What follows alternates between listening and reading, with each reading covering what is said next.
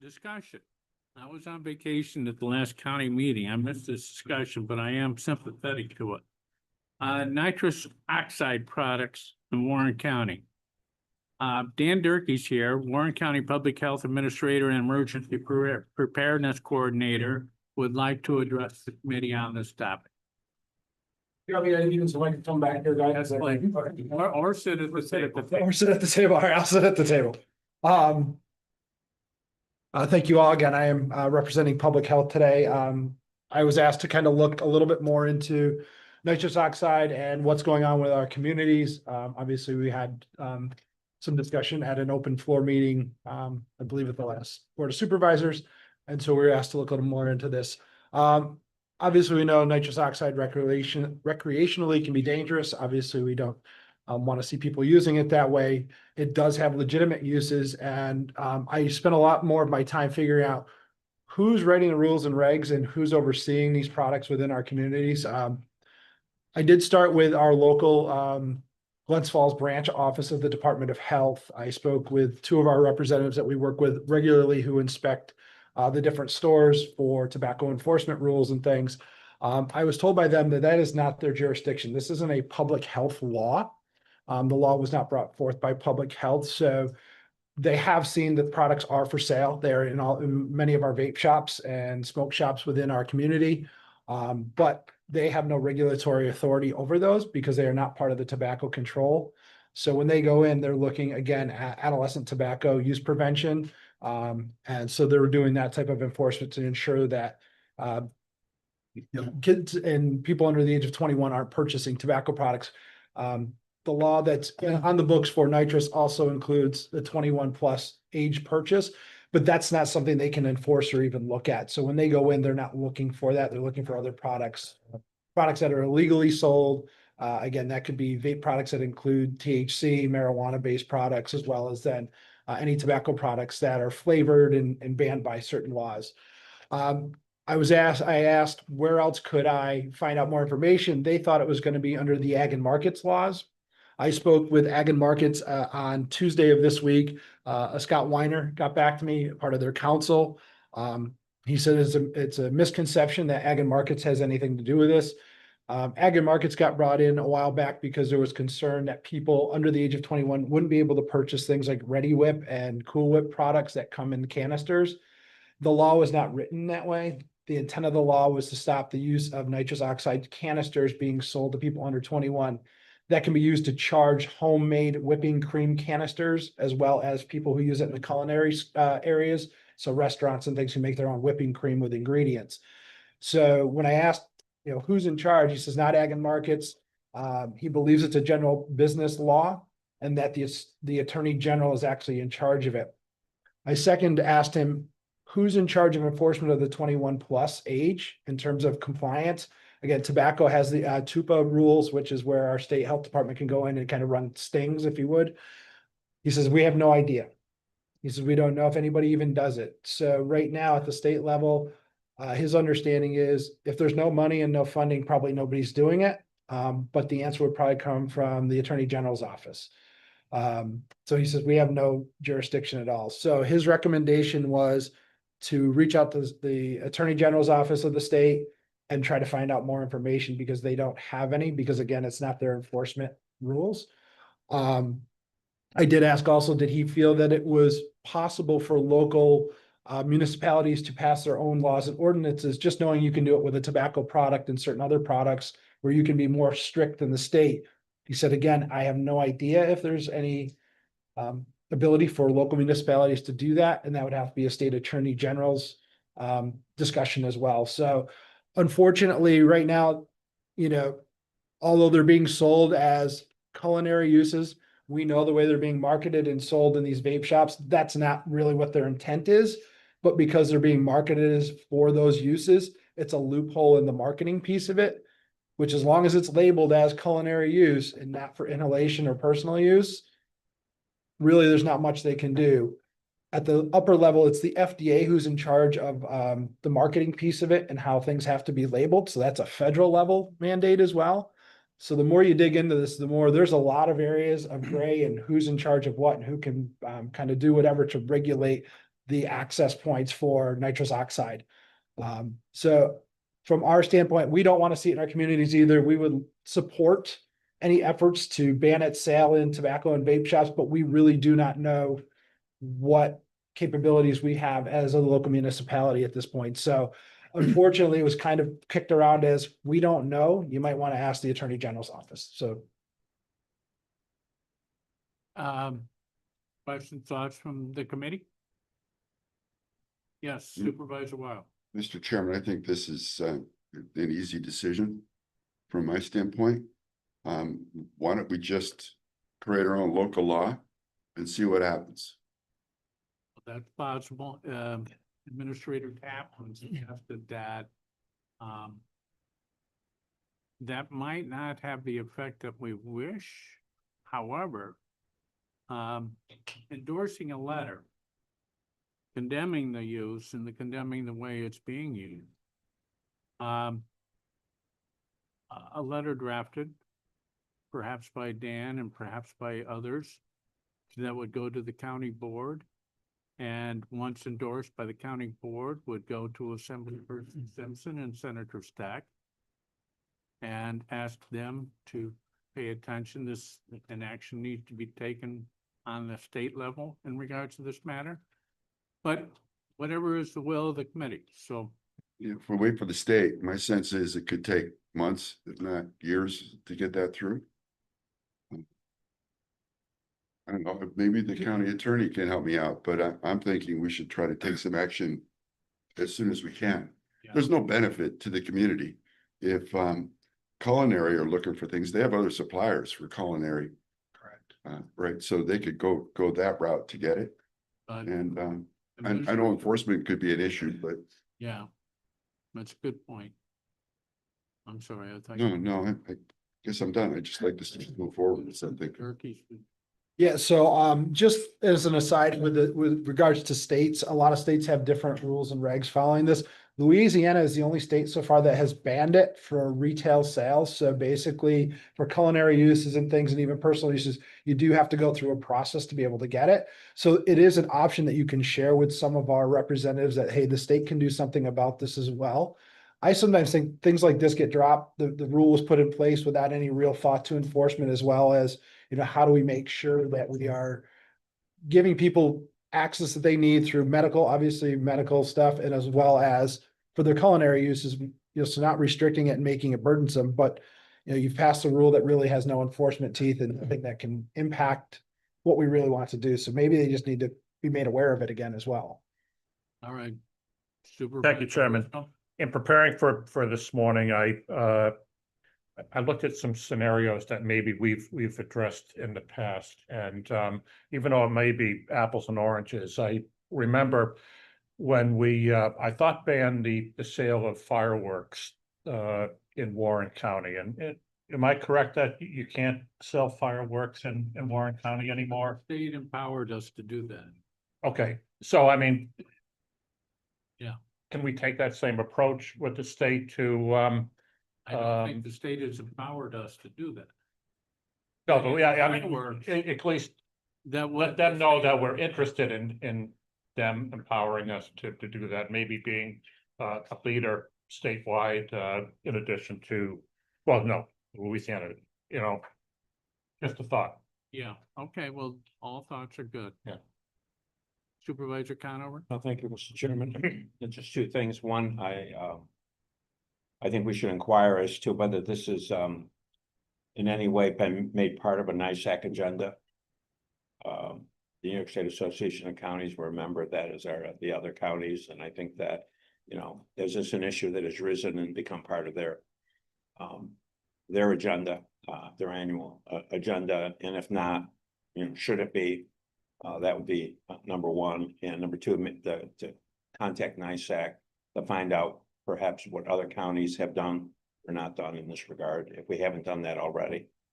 And then we'd have a little more information at that point to, so I think contacting our state rep is one thing, but I think contacting our chief advocacy group NISAC, at the county level, I think is in order as well. Thank you, Mr. Chair. I'll address a couple things. I know County Attorney has some points as well. NISAC is not on their agenda. And just to clarify a little bit so everyone understands, I don't think Dan mentioned it, but New York Public Health Law, it's 3380. It prohibits the sale of nitrous oxide for intoxicating purposes to anyone under the age of 21. It's a misdemeanor, fined at $250. And then, you know, there is a possibility that counties under home rule, and that's where I get into the county attorney area, and I try to stay away from that, but we possibly could do something, but no other county in the state of New York has done this.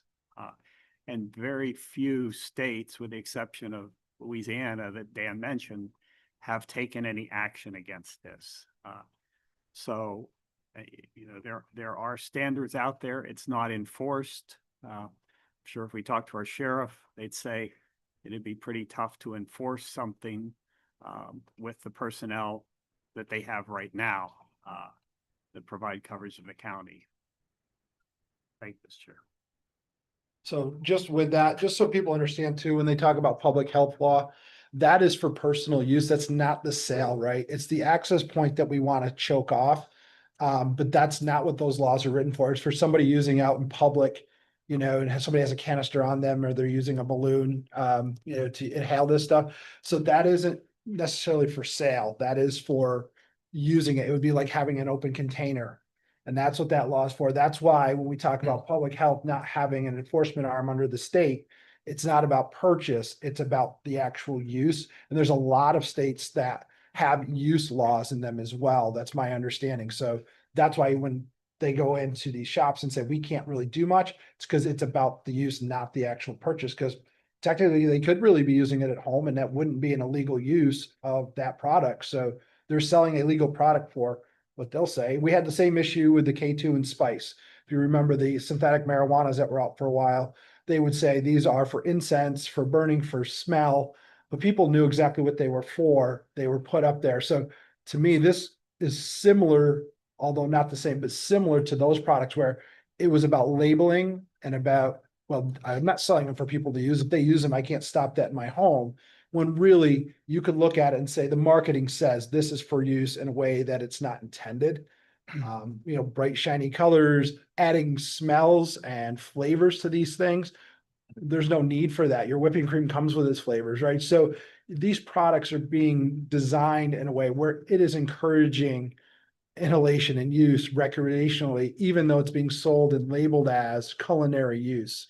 And we're starting to see that. So that's the other thing is, you know, encouraging at the state level, some of these rules and regs to, again, they banned flavored e-cigarettes, right? So there's certain flavors and certain things you can't sell. Same thing here, you know, you can request those things. And I know we talk about no other county's done it, but there's always got to be somebody first. And I think of the T21 initiative, right? Before the US went full 21 plus for tobacco purchase. Lots of counties were the ones starting it. The state saw it coming. They were willing to buy in. So once the ball gets rolling, sometimes you can get your state legislatives to buy into it as well, but somebody's got to start it. I do know it's an issue in my other counties because I've talked with my counterparts. We work with 17 counties regionally on a regular basis. I actually put out a request for information. They're environmental units. So the counties that actually go out and do the inspection say, yep, we see that. Yes, we know it's a problem. We're trying to figure out ways to do it. All of them haven't come up with a good way yet. So I think there are benefits to us, even if we're the first. I don't see it as something that is injurious to the county in any way. So just things to think about from past precedents that we've seen with other issues. So things to consider at least. Yeah. Well, Supervisor Wild, you think that's some support? Well, Well, go ahead. Supervisor- yeah, I'm not sure what a local law would do. Public health law prevents the sale of this substance for human consumption, right? 21 and under. There are actually two laws, and another one is a general business law prohibits the sale. So there is one that prohibits the use Right. and another one that prohibits the sale to anyone, but the restriction is at the, under the age of 21. So there's no restriction on the sale of these to anyone above the age of 21. I'm not sure what the local law do. I mean, Well, there's so much abuse of the ability to get this product as a byproduct somewhere. I mean, glue sniffing used to be a big issue. You're gonna have a local law to outlaw glue. Yes. You can get this in an element and it's a propellant, right? I mean, we've had kids sniff it out of whipped cream canisters and other types of canisters. You know, somebody wants to get this substance, Yeah, it's just very difficult. yeah, I agree. It would be very difficult to craft a law that, I mean, like you just pointed I mean, out, it's, it's in. it sounds good and I completely agree. You want to prevent kids from getting this. But you gotta have something with teeth in it. well, I guess I'd have to look to the county attorney. But if we ban the sale with penalties associated with it, what are the consequences? Right? I'm sure the public will be out looking around to see if, you know, somebody's selling stuff after we ban it. And letting us know, right? So I put some teeth behind it. It's, I'm sure it would be challenged and there would. of course, it'll be challenged, but it'll start getting word out. Like Dan was saying, right? Somebody has to be first. Okay. I don't know, if I look to the county attorney, what's the consequences of us just doing a local law that says it's banned? And for each instance, it's $1,000. The next instance, it's $2,000. The third instance, it's $10,000. We'll stop people from doing this stuff. Of course, I imagine it'll be challenged, but what are the downsides? Sure. I mean, what I'm gonna ask the committee for is 30 days, 30 days to do a little deeper dive. I read some of the laws a little differently than the information that was communicated from the state of New York. I have tremendous respect for Mr. Durkee and the efforts he's made to get a handle on this very difficult topic.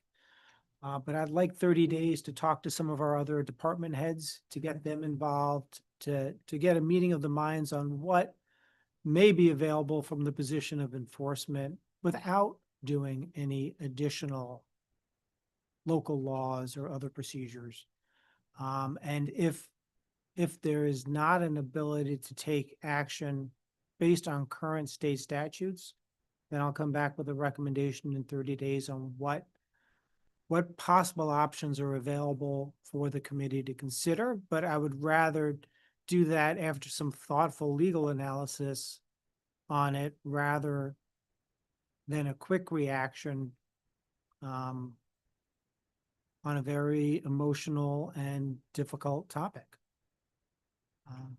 Supervisor Guzman. Thank you. There's two components to what would be a local law. There's the ability to purchase the product, and then there's also the usage of the product. So what's to stop an individual from going to a contiguous county of Warren, making the purchase and then bringing it home or bringing it to wherever they consume the product. The other thing is too, years ago, when I was part of a team at the city to ban the use of tobacco in city parks and city green space.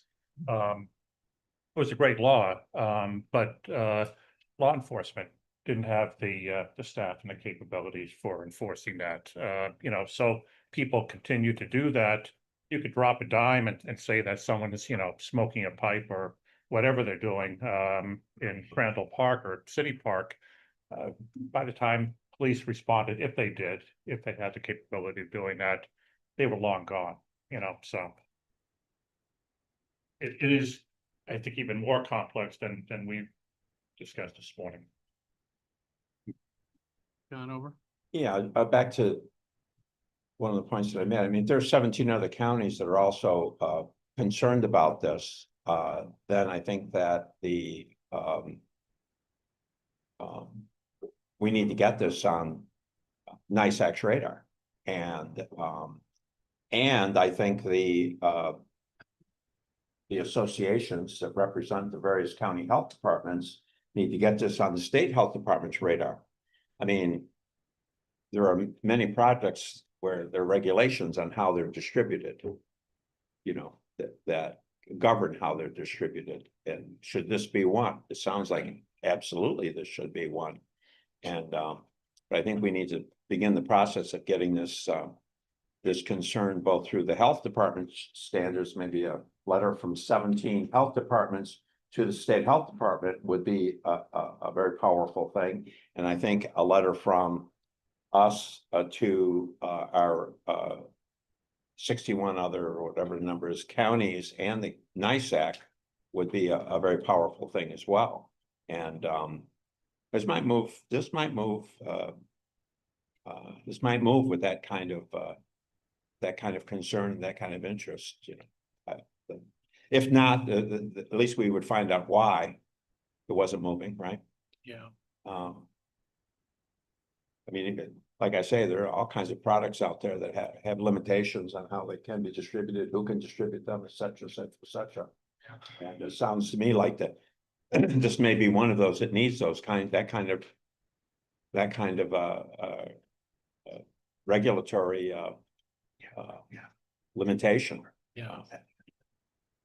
Administrator Durkee. So the only thing I was gonna say too is we do have, it's called NICEHO, the New York State Association of County Health Officials. We can certainly speak to Sarah and a few others there to see if it's something they can put on their docket going forward, because they don't represent just they represent the state. It's the New York State Association. Almost every county belongs to it. And they're kind of, I don't want to call it the lobbying arm, but they basically bring forward the concerns of the counties, and they're a great resource for us. So it's something I can look into, maybe having Janelle reach out to them and just asking is it something they can put on their agenda to bring forward to our state too, because they do get things moving. They are a large organization in terms of their pull, because they do represent most of the counties in New York. So certainly we do have an avenue there to see if they could do a little more advocacy on that as well. But I haven't had a chance to talk to them. There's been some other things going on right now. They're involved with this. Things are changing throughout our different levels of government, but might be something we could have them look at as well. Well, So and- if we and wait just a till- continuation, and then I think through maybe more unofficial, I mean, there aren't that many tobacco and vape shops in our county. And perhaps a letter from the county health department to the various shops expressing this concern of underage usage would be helpful.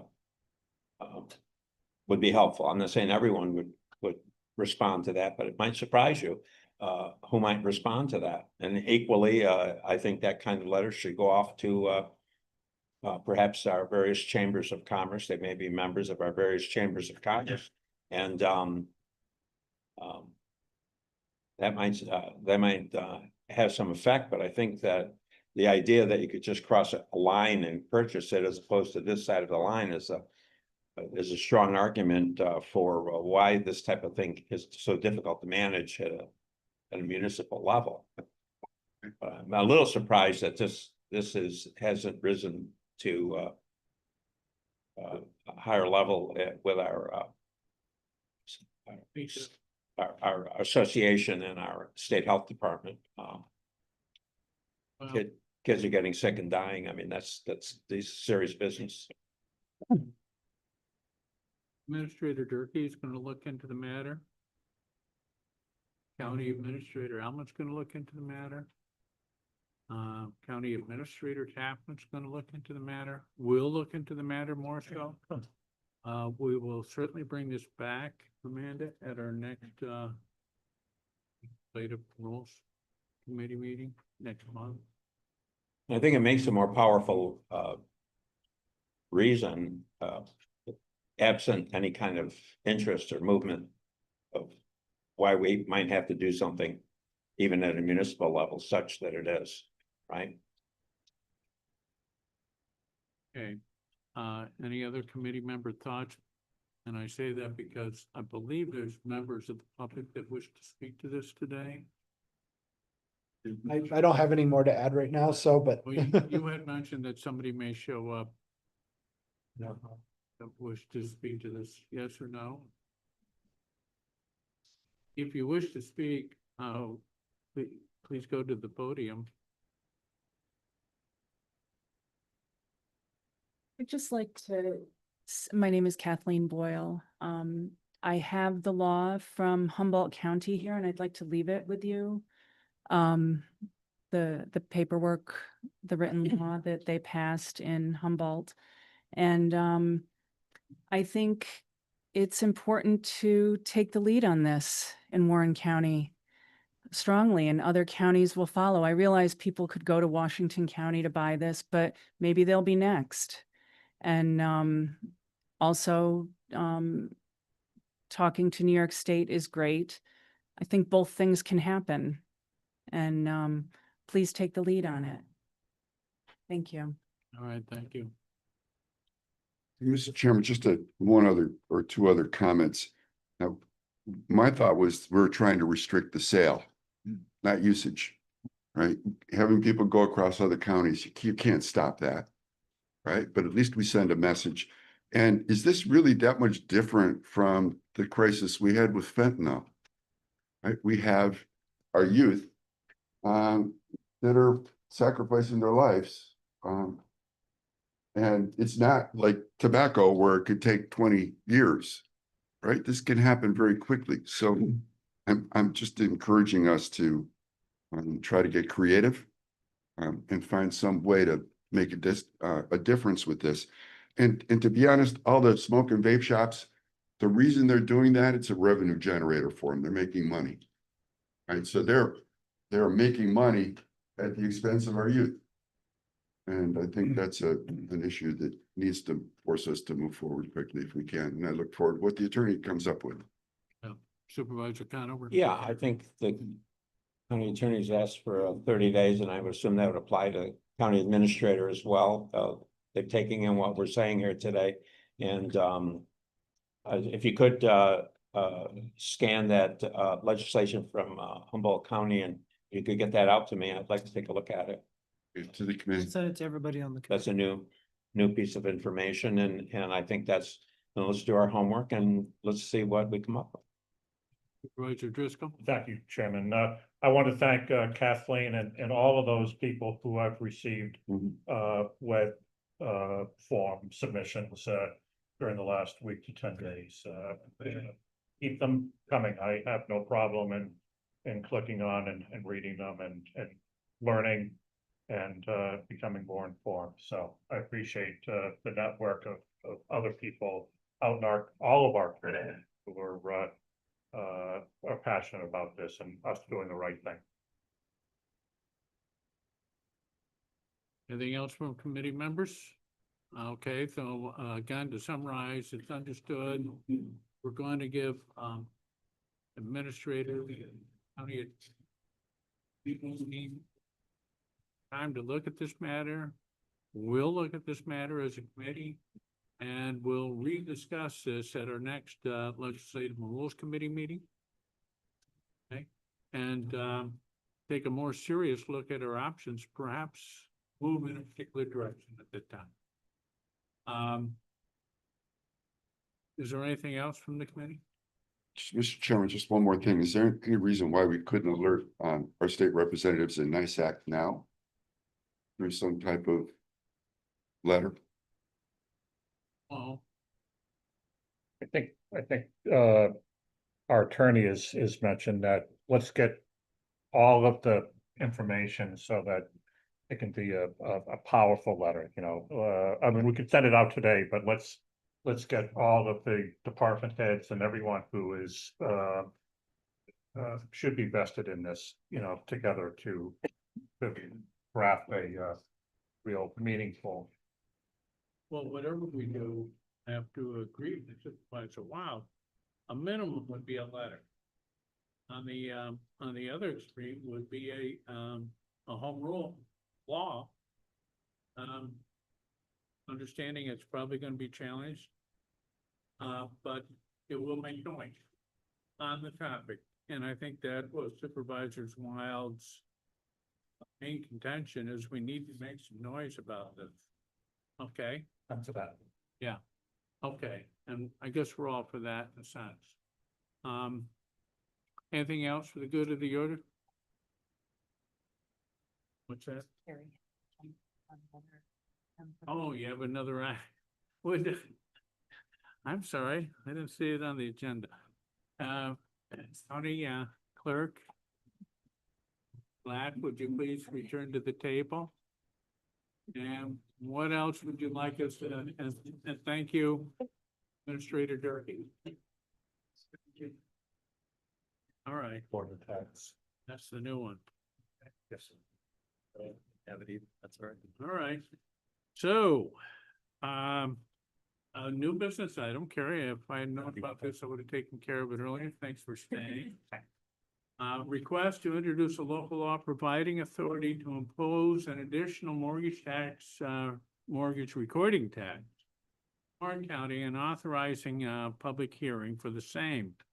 Rationale, the additional mortgage recording tax must be renewed every other year. Warren County's current additional mortgage recording tax authorized by local law number 6 of 2023, resolution number 444 of 2023, is set to expire on December 1st, 2025. Home Rule Authority has already requested via resolution number 78 of 2025, both the New York State Legislature and Governor Hochul have approved the home rule request to proceed with the imposition of an additional mortgage recording tax in Warren County, which will be first, 2025, and end on December 1st, 2027. A local law must be adopted in order to continue the collection of the additional mortgage recording tax in order to avoid a lapse in collections. The necessary local law must be introduced at the September 19th board meeting with a public hearing to be held and the local law adopted on the October 17th board meeting. As the adopted law must be filed with New York State Department of Taxation and Finance at least 30 days prior to the effective date of the tax to be imposed. County Clerk Black, anything you'd like to add? Oh, it's a pretty good explanation. County thought, committee thoughts, I'm sorry. The tax rate remains the same, right? Yes.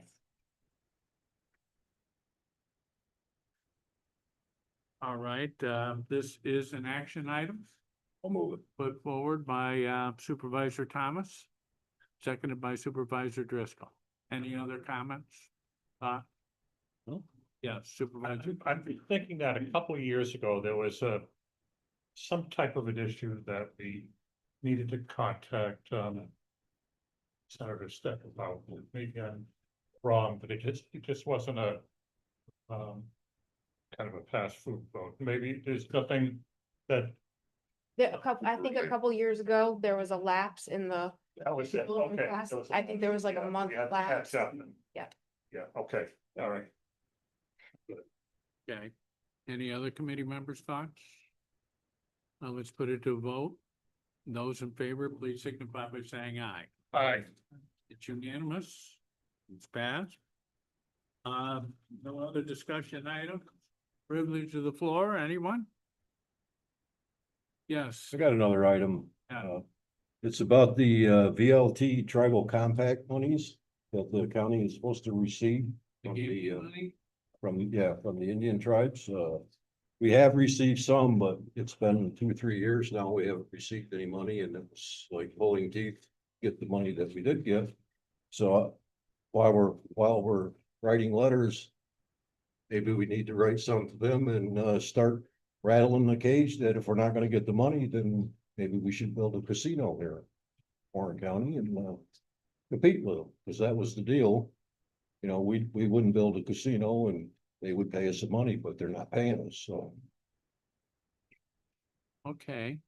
A letter to our, I'm not sure who you, to our- legislators, I don't know. I don't know who, yeah, I don't either. New York State, somebody.